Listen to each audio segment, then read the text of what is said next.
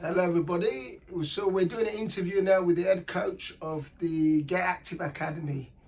Ryan, I'm going to ask you some questions and totally be honest to your questions, to your answers please. First question, are you finding the academy since the start of the new year? I think since the start of the new year, it's been good. I think the boys have come back, and I can't fault their attitudes or their work rate and their application levels. I think before Christmas, I think the break was very much needed. I feel it was up and down quite a bit before Christmas in terms of their enthusiasm, their sort of attitude towards learning and stuff like that. But definitely since they had that 3-week break over the Christmas period, they've come back almost with newfound energy and a newfound desire to really want to listen and learn and develop as players. We had a first week back last week and it was a really good, productive week. We've done well in the games that we played, and training was almost taken up a level just from sheer commitment and desire and self sort of standards in a way. So credit to the boys. They've done really well since they've been back in regards to not only their quality but also their attitude and application. Okay, in terms of the training that's been done, how do you think the boys have done in terms of training? Have they taken the information that is given to them into matches, or is it training? Is there been a different attitude towards the training in terms of their work rate? Are they listening and things like that? Definitely, I think obviously we've had a change of staff, as would have been mentioned in a previous interview.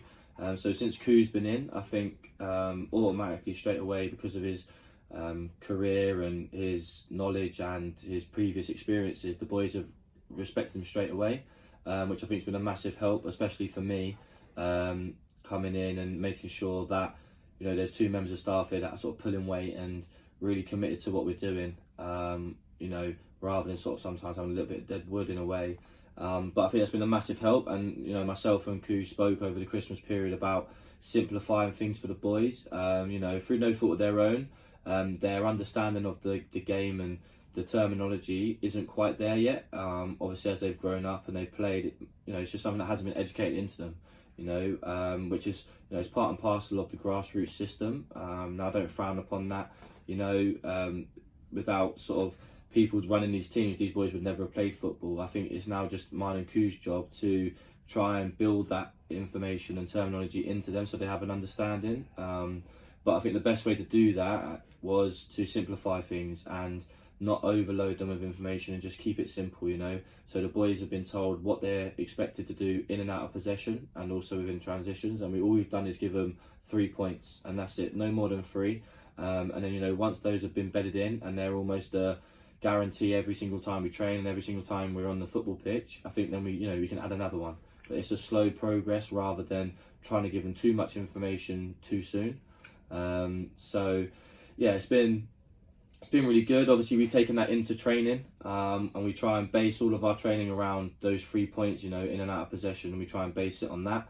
And I think the boys have taken to that really well. And I think maybe actually because it's been simplified, I think they're finding it easier to carry out the instructions and also put it into practice. So yeah, they're, like I said before, their attitude and their work ethic and their application within training has been really good, and their enthusiasm, I think, has been a massive part and parcel of what they've done. And within that, obviously the quality has been risen as well, and you know, just the little details they've done a lot better, you know, moving, working harder to get on the ball, adjusting their position in 1 and 2 yards, thinking about the game a little bit more in detail rather than just sort of every time they make a pass. In that sense, they're thinking about it a lot more now, so it's been a real positive. Okay, my last question is, what is the short-term goal from now to the end of March, shall I say, or end of the school year? I think for us, I think for myself, I think for Koo, Sean, obviously the director, along with Paul, I think for us the short-term goal, you know, you've got the education side, is for all of them to push on again now, and you know, they're working at a certain level. Can they push on and do even better and work at a higher level between now and the end of the year?